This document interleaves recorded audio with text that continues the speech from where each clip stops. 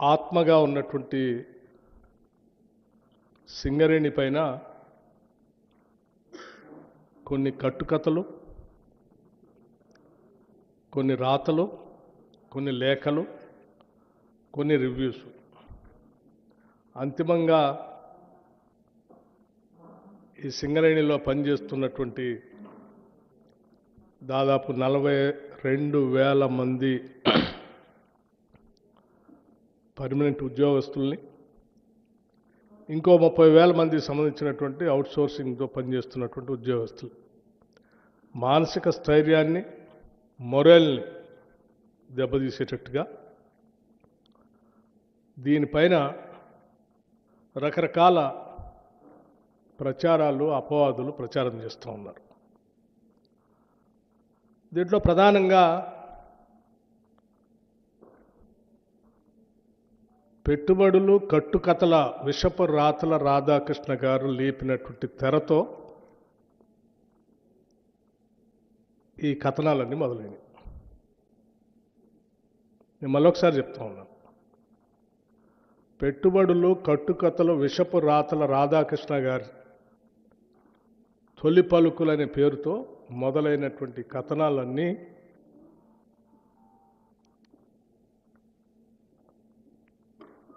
ఒక తప్పుడు ప్రచారం, రాష్ట్ర ప్రభుత్వం పైన కావాలని నిందలు మోపటం, ఊహాగానాలతో కూడినటువంటి కథనాలు రాయటం, ఆ కథనాల్ని అల్లిపుచ్చుకుంటూ రోజుకు ఒక కథ వండి వార్చటం ఈరోజు జరుగుతాం.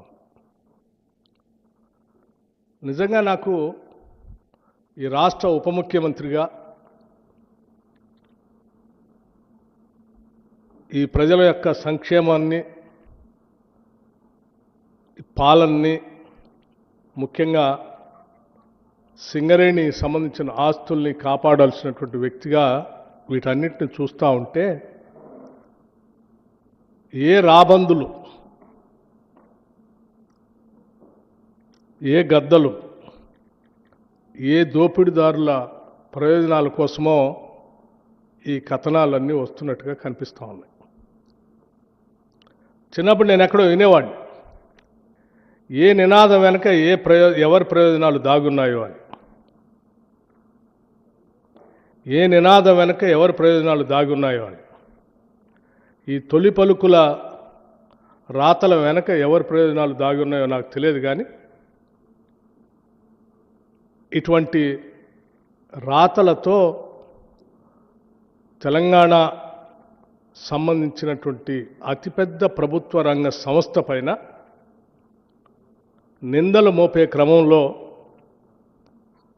ఈ రాష్ట్రానికి, సింగరేణికి నష్టం చేస్తున్నారన్న సంగతి మర్చిపోతూ ఉన్నారు. సింగరేణికి సంబంధించి వారు రాసిన కథనాల్లో 2 అంశాలు లేవనెత్తారు. ఒకటి, వారికి తెలిసినటువంటి కొద్దిమంది వ్యక్తులకి దీన్ని కట్టబెట్టడం కోసం సైట్ విజిట్ కండిషన్ అనేది పెట్టి, ఆ కండిషన్ ద్వారా ఎవరికో వాళ్ళకి సంబంధించిన వ్యక్తులకి దీన్ని దారాదత్తం చేయాలనేటువంటి ఆలోచనలు అన్నీ ఉన్నాయి దీని వెనక అని చెప్పి వారు ఊహించుకొని రాశారు.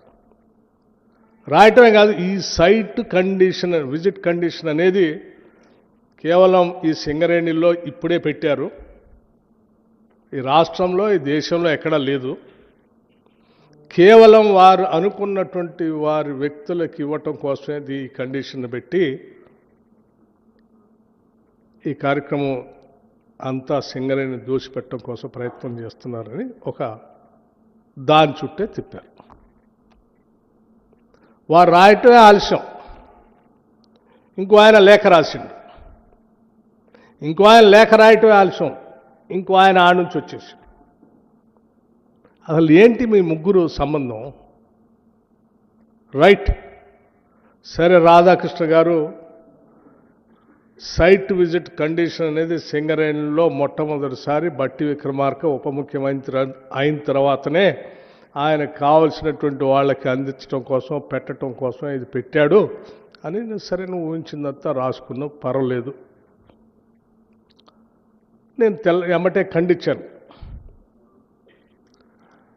వాస్తవంగా ఇటువంటి టెండర్సు కానీ లేకపోతే వాటికి సంబంధించిన వ్యవహారాలు కానీ రోజువారీ కార్యక్రమాలు కానీ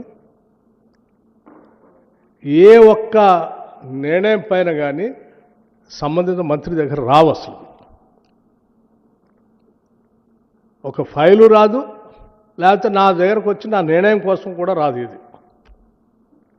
it is an autonomous independent 105 years board ఏర్పడి 105 yearsతో నడుస్తున్నటువంటి ఒక అటానమస్ సంస్థ.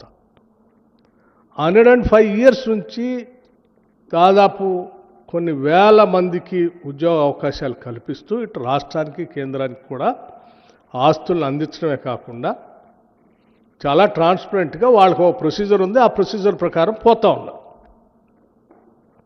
ఆ ప్రొసీజర్లో నాకు కానీ మంత్రిమండలి దృష్టికి కానీ లేకపోతే ఇంకోటి దృష్టికి కానీ వచ్చే అసలు దీంట్లో విషయమే లేదు. ఈ కనీసం విషయ పరిజ్ఞానం కొద్దిగా ఉన్నా, ఇంగిత జ్ఞానం ఉన్నా ఎవరైనా ఇది అర్థమైతే రాయరు.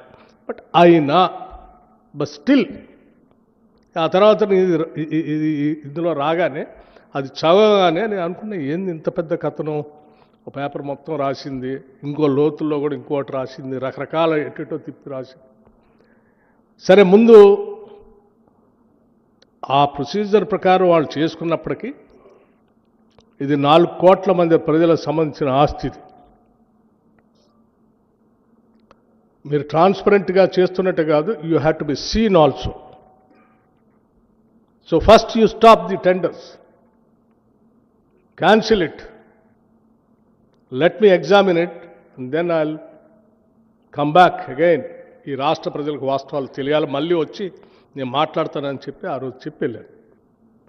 వారం రోజులు అవుతుంది. ఈ లోపలనైనా వాస్తవాలు తెలుసుకొని, సరే రాసింది పొరపాటో తప్పో ఇది జరిగిందని అనుకొని వారు అనుకుంటారని నేను అనుకున్నాను. వారు రాసిన దాని మీద లేఖ రాసిన వాళ్ళు వాళ్ళకైనా సరే గతంలో అనేక సంవత్సరాలు మంత్రులుగా పనిచేశారు కాబట్టి వాళ్ళకైనా తెలుసని వాళ్ళైనా మార్చుకుంటారనుకున్నాను. లేకపోతే ఈ లేఖ చూసిన ఆయనైనా స్పందిస్తారనుకున్నాను. ఫైన్, హరీష్ రావు గారు లేఖ రాయటం మంచిదైంది, కిషన్ రెడ్డి గారు ఎంక్వైరీ చేయటం కూడా మంచిదైంది.